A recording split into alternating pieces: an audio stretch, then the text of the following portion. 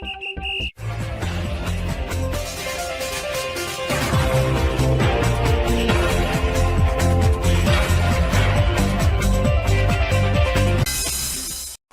Champion হওয়ার target, Asia cup খেলবে বাংলাদেশ।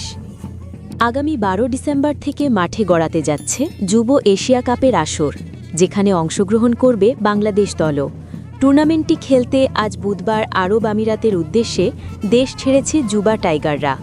সকাল ৯টা ৫০ ফ্লাইট হওয়ার কথা থাকলেও কিছুটা বিলম্বে তথা ১১টা ৩০ দেশ ছেড়েছে বাংলাদেশ দল। এর আগে গেল দিন দুয়েক আগে ১৫ সদস্যের দল ঘোষণা করেছিল বিসিবি, যেখানে অধিনায়ক হিসেবে রয়েছেন আজিজুল হাকিম তামিম। এই দলে ইনজুরির কারণে জায়গা হয়নি পেসার আল ফাহাদের। এছাড়া সবশেষ সিরিজে খেলা দেবাশিস সরকার বাদ পড়েছেন। তার পরিবর্তে এশিয়া কাপ দলে জায়গা পেয়েছেন অফ স্পিনার শেখ পারভেজ জীবন।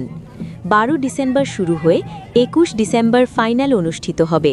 পুরো টুর্নামেন্ট মাঠে গড়াবে আরব আমিরাতের মাটিতে।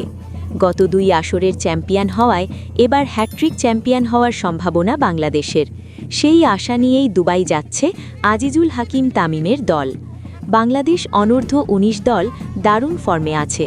গত কয়েক মাসে তারা কোনো সিরিজ হারেনি। অধিনায়ক তামিম দলের ধারাবাহিক জয়ের ওপর ভরসা রাখছেন এবং দলকে ইতিবাচক মনোবল দিয়ে এগিয়ে নিতে চান। দেশ ছাড়ার আগে সংবাদ সম্মেলনে তামিম বলছিলেন, আমরা প্রায় সবগুলো সিরিজেই জিতছি এবং শেষ কয়েকটা সিরিজ ড্র হয়েছে।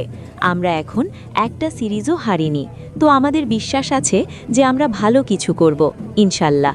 বাংলাদেশ স্কোয়াড: আজিজুল হাকিম তামিম অধিনায়ক, জাওয়াদ আবরার সহ অধিনায়ক, শেখ পারভেজ জীবন, কালাম সিদ্দিকী অলিন, রিফাত বেগ, সামিউন বাশির রাতুল, রিজান হোসেন, স্বাধীন ইসলাম, মোহাম্মদ আবদুল্লাহ, ফরিদ হোসেন, ইকবাল হোসেন, আল আমিন, আহমেদ শাহরিয়ার, শাদ ইসলাম, মোহাম্মদ সবুজ।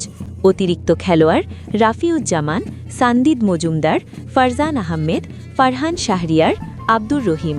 দেবাশিস সরকার। ফারজানা খানম সেতু, প্রিমিয়ার স্পোর্টস।